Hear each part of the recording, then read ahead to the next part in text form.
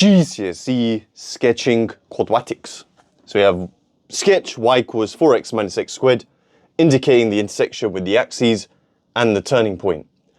Now, in general, guys, this is quite a simple quadratic because we can easily factorize it and find its roots. Roots meaning where it crosses the x-axis. But generally speaking, if you find the turning point first by completing the square, you can then find out the roots really quickly, and that's really useful for quadratics which you can't factorize. But over here, let's find our roots first. The roots are where the graph crosses the x-axis, which is when y is 0. When you make y equals 0 here, you get this. Now if you want to, you can bring both of these terms to this side to make them positive. Minus x squared on this side is a positive x squared. A plus 4x, when we move it to the left, is a minus 4x. Factorize out the x. X times x is x squared. And then x times minus 4 gives you minus 4x. So now we have two things that multiply to give you 0. So either this is 0 or x minus 4 is 0, which means x is 4. Okay?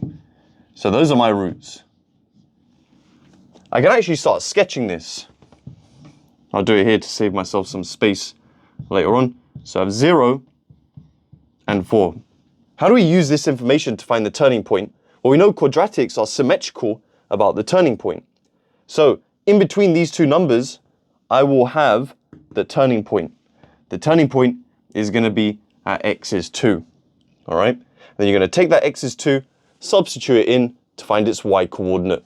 Now, it won't be down here because it's a negative quadratic, right? So it's actually going to be up here. But let's sub in 2 for my TP. So y is 4 times 2 minus 2 squared.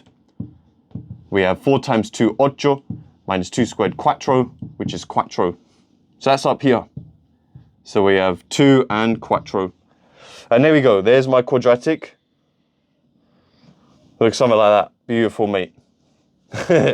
Yeah, nice.